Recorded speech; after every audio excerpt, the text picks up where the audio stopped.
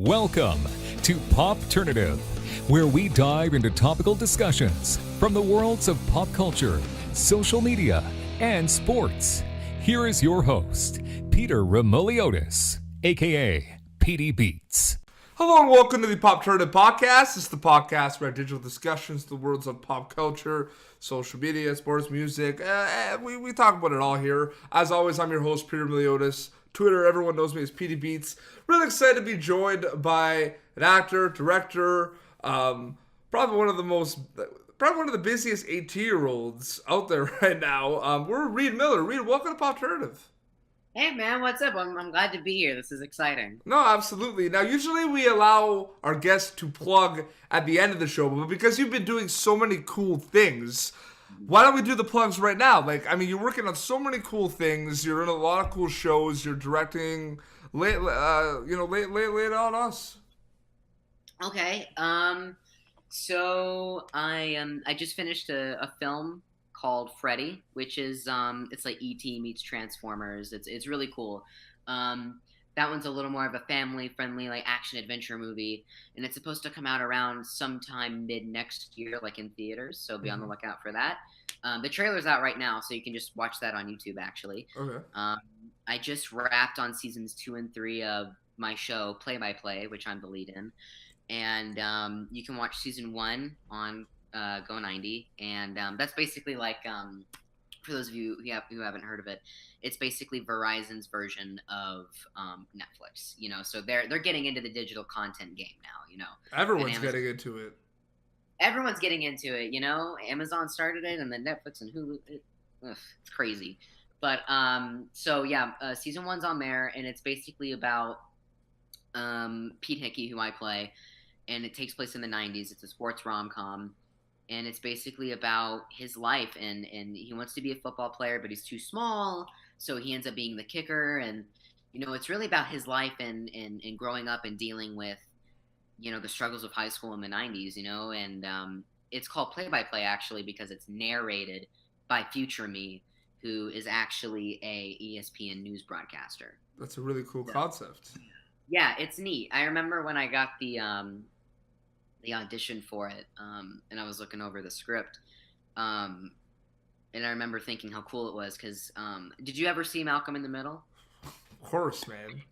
I've seen like every episode like 10 times, and I remember when I was younger, I was like, I would love to do a show like that, like Malcolm in the Middle, and this is literally like, it's so much like that, so I'm very lucky that they chose me. When did you decide that you wanted to do this stuff, the entertainment stuff, like the entertainment industry, the acting, the directing? Like, what kind of content out there kind of drove you to wanting to be an actor, and when did it all start for you? Because you're young, you're 18, so yeah, I find that, like, really, you've done so much. Like, there's a lot of fantastic, like, child actors out there, like teen actors, but it's like you're also like directing. Like, that's pretty crazy. Yeah, I have a pilot I'm directing that I wrote and is also starring in. We start shooting that at the end of February. We shoot that for a couple of days, and my co-star in it is actually, I've been good friends with her for years now. I met her when I first got out here. Her name is Devore Ledridge. She's one of the stars on Disney Channel, and it's like, I've always wanted to be in the industry, and I've always been writing, and I've always been making stop motion movies, and, just really working with what I had to make what I wanted. And it was good for me at the time. I was like 12, 13, or even 11, I think. I just find it funny. I'm sorry. Like, it was good for me at the time, Like, usually you have... No, just like, I talk to people that are, like, in their 30s. It was good for me at the time, when I was 17, 18.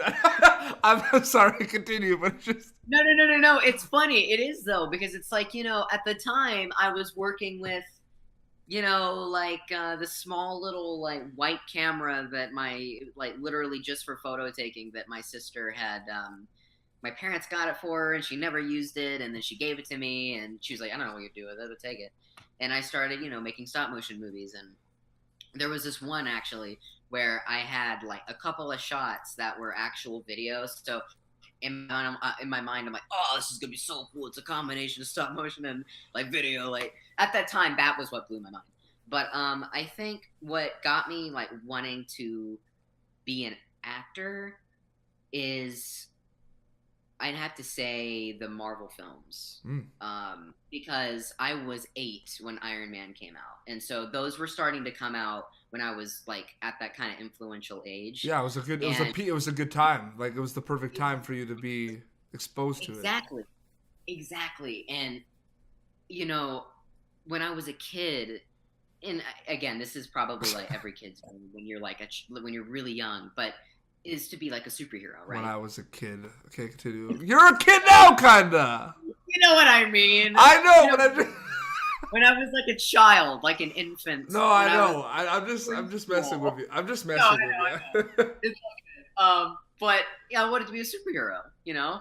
And like every other friend of mine, you know, it was like, oh, I'm gonna be a Power Ranger, a superhero, or whatever. You know, you wanted to be something that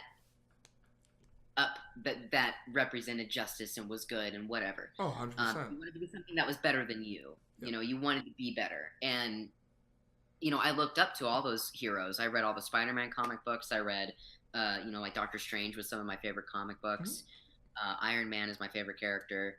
And, you know, when those films started coming out, because I didn't start acting until I was 13. Yeah. But when those films started coming out, you know, like Iron Man, even Hulk, you know, Captain America, Thor, that started putting me more in that direction of not just wanting, because originally I knew I wanted to be in the entertainment industry, but I didn't know in what capacity. Yep. You know, like I was like, I want to do it, but I don't know, like, exactly what part I want to do. You know, no, absolutely.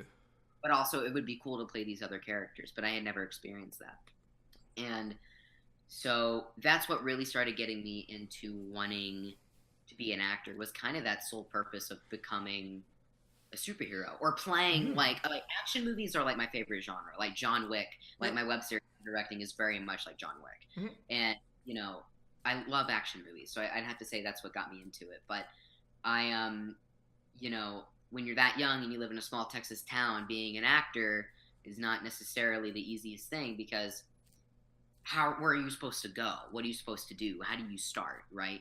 So there was this, they're still around. There's this company called the Arts, and they basically go around, and I don't know if you've heard of them, and whoever's watching this, I'm sure some of you have heard of them, but they basically travel around the world to small towns, like in Alabama, small towns in Texas, like anywhere, and even in Alaska. And they're looking for talent, like people who can sing, act, dance, whatever you can do in the entertainment industry, they're looking for. And we heard their commercial over the radio, and my parents were like, maybe we should have him audition, you know, because he's been wanting to do this for a long time. And I didn't know, like, I didn't know if this was legit or not. You know what I'm saying? Because like something coming to a small Texas town looking for that, it just seemed really weird. But I went and I did a monologue and I flubbed it and I started crying on stage. And but the owner, she basically, I don't know like how she made this decision, but even though I flubbed my monologue, she saw something in me enough to bring me to Orlando, to show me to all of these agents and managers, along with like a select few of other people. And after training with them for a couple of months, I went, I did my monologue, and I ended up winning almost every award for my gender in acting. And that was... like, it was shocking because again, I had never done the acting thing, and to see the positive feedback was really what triggered us into being like, I think this is what we need to do. Yeah, no, that's crazy. No, for sure. I'm happy you brought up the superhero thing because it kind of, it's like you knew the questions I was going to ask. but which is impossible because I don't really prepare questions. But that's another conversation. But okay, so if you look at 2017, I thought there was a lot. Well, actually, no, like the last couple of years, like I'd say like 2014, 15, and on. There's been a lot of booms, like things that I think have taken off, right? So we mentioned binge watching and like digital media streaming, like that's one of them. Yoga was like a big one, right? Like wrestling is a huge one. Like a lot of indie wrestlers are making a living as indie wrestlers now and don't need like full-time jobs or jobs on the side, right? But another really big boom is the geek culture, like the Comic-Con culture. Like it's just, I'm not even saying that it was not big to begin with, but I think with like Star Wars, Marvel, it's just like it's bigger than ever. And it's bigger than ever because it's like they're making fans out of people who weren't fans of it before. Like they're making fans out of the movies, not necessarily the comic books. And I had read the comic books, but again, like I think like Spider-Man and Iron Man and Doctor Strange were those three for me that I like loved, and like they nailed the casting for those characters. And you're right, yeah, the geek culture has like within the past 17 years, it has just exploded, which is good. It is good. It's amazing, and like the amount of conventions, the amount of podcasts, people. I mean, it's a double-edged sword with the whole concept of there being a lot of content out there. Like I think it is a double-edged sword. Like a lot of things, like social media, I think is a double-edged sword because you look at both sides of it, pros and cons. But like the thing is, for a guy like yourself, like an up-and-coming actor, and who's auditioning and getting in there, you could look at it two ways. You could look at it one, wow, there's so many shows out there. This is an opportunity for me. Or you could look at the other way, which is like, wow, there's so many shows and there's so many other people now that are going to compete. It's definitely one of those things that I've thought about a lot. It is a double-edged sword because for me, it's like, again, me trying to like get in Marvel somehow. Like, there are all these characters, these new young characters. Oh, yeah. That they're casting for. And it's like, that's amazing. That gives me an opportunity to get in there and maybe even play one of these characters. But also, you're right. It's scary because there are probably hundreds of other people, not just like me, but that kind of have that same look as me and feel as me that are going to go in too. And so as an actor, and it's one of those things where, I have to be able to do something that separates me from everyone else. No, 100%. And that can be like something crazy too. Like I could show up with my hair all done and I could dress like the character. I could do this or that just so they really see me like that character. Like if you look at Dacker Montgomery in his audition for Stranger Things 2, that dude, I mean, he had music, he was dressed in costume, and he did the audition in a Speedo, and he got it. And I know tons of friends that went in for that role, and it's like, yeah. I just saw a movie with him recently called Better Watch Out. I don't know if you saw that. Ooh, I love him. What's that? What is it? It's kind of almost like, I wouldn't say a parody, but it's like a Home Alone horror type movie. Like I have seen the trailer for that. Yeah, and he's in it. He's in that movie. So it's like, yeah, no, it's pretty crazy. He's in that movie. It's a Christmas movie, right? Yeah. Yeah. I saw the trailer for that when I was shooting play-by-play. I remember it came out, and I was like, I'm a little on the fence, but I like the violence. Are you a horror movie fan? Certain films I am. Okay. It really depends. Like, do you get scared?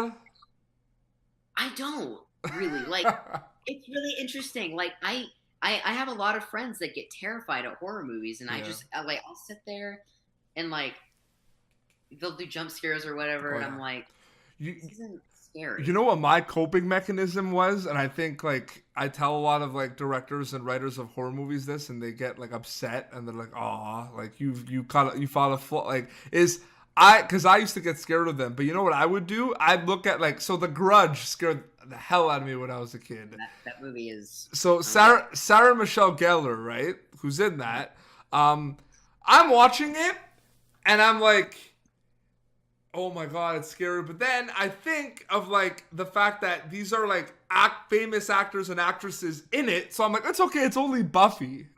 Yeah. Or it's Buffy. She's in Scooby Doo. It's fine. It's not scary, and it worked. Like, yeah, for like Amityville Horror, right? Like Ryan Reynolds. I'm just like, it's okay. It's just it's Van Wilder. Pardon me? He's in that? Ryan Reynolds? Yeah, he's in the remake from the early 2000s. He's in that. Absolutely. What? Yeah. That's nuts. Yeah, he is. 100%. And like, I was just like, it's okay. It's Van Wilder. Like, so I use that and it helped me. But I just love, I'll tell you what I love about horror movies. I'll tell you what I love about thrillers and drama in general. And, you know, shows that could kind of put all that together. That's the best recipe because you got everything out of it. The boom and the creativeness of horror movies the past couple years has been phenomenal. I mean, it's like horror, like you look at It, you look at the Insidious movies, you look at some of the movies that are coming out right now. It's insane. And it's like what I think it is, it's the combination of everything. Because horror movies have a little bit of everything in them. There's a little bit of comedy in them in some regards too. That's true, yeah. I don't think I've ever seen a horror movie that doesn't have a little bit of comedy. Yeah, and I think so and it kind of segues perfectly to my next question. What is the ideal project that Reid Miller would like to work on besides Marvel? Ha! Got you. You're like, ha, got you. Because you were going to say Marvel. Yeah, I was going to say Marvel. I think the ideal project... That's not Marvel. This is tough. Okay, can I name three? Yeah. Okay. First one absolutely would be the next Fast and Furious movie. Oh. Because remember Brian O'Connor had a kid, and he's supposed to become a character as well as Dom's son. Oh. They're both going to be characters. So I'm like, Universal, hit me up. You know, like I'm here, I'm ready to go. So I guess like coming into the Fast and Furious franchise at some point. I love those movies, by the way. Doing a Mad Max movie, like after Fury Road, I saw that 3 times in the theaters, and I was sweating bullets each time. Like, I was like, this is insane. A third one. We'll do something sci-fi. Like, I would love to do... I just wanted one. You were like, I'm going to give you 3, and then you can't even think of the third. A sci-fi action thriller. Like, something like, maybe like Mission Impossible. I'm surprised you did not say Stranger Things. I'm not into that show, to be honest. Oh my god. I love the first season. Come on. I'm not a fan of the second season. Yeah, but the thing is, it's like, fan or not, they ask you to be on it. Like, come on. Oh, I mean, like, if they wanted me to be on it, of course I'm going to say yes. but I'm just saying that, like, okay, so I had this conversation with my co-star from Play by Play. Her name's Ellie Jo Trowbridge, and she's amazing. And she's in love with Finn Wolfhard, right? And so she calls me out of the blue, and I'm writing, like I'm in the zone, and she's like, "Why don't you like Finn Wolfhard?" And I'm like, and I was like, "You're only asking me this because you're in love with him." And she's like, "No, I just want to know why you don't like Finn Wolfhard." And we had this like 40-minute conversation about why I wasn't a fan of like the second season. And like, I think the actors are great. Like, I think they really they just really pull everything in, you know, and they leave it all out there. I just wasn't a fan of some of like certain aspects of it. No, absolutely. But I do think that it was good. No, for sure, man. Well, I think we'll wrap up here, but Reid, thank you so much for coming on the show, man. Like, yeah, dude, of course, this was fun. Yeah, absolutely. Where can people follow you on social media? You can follow me on The Real Reid Miller, which is on Instagram, and my name spelled is Reid Miller, Miller, because people can misspell my name. Perfect. And you can find me on Twitter. I'm actually gonna look at my phone so I don't give you a wrong. It's The Reid Miller on Twitter. It is. Yeah. I think so. Right. Yes. You can follow me, The Reid Miller, on Twitter, and be on the lookout for my pilot. It's called The Hit. We're shooting that at the end of February, and you can find that on Amazon. Perfect. That's awesome. Well, yeah, man. Thank you so much, and all the best for the rest of 2018, man. Yeah, man. You too. It's time. It's time. It's time. Like it's funny because it's like everyone seems so like ready to go. You know, like it's a new year. Yeah, Everyone's I'm ready. I've been here for like a month on vacation. I'm like, I'm done. Let's go. Let's go. Like, Absolutely. yeah, No, perfect, man. Well, it's good. This has been Pop Turnative. You catch previous episodes, Pop Turnative, video versions of the episodes on YouTube, so subscribe there. Audio only versions on iTunes and wherever else you listen to podcasts. PopTurnative.com for brand new content as well. Until next time, this is PD Beats and Reid Miller signing off. Thank you for tuning in to Pop Turnative. Make sure to check out our past episodes of Pop Turnative on YouTube. Be sure to like Pop Turnative on Facebook and follow us on Twitter.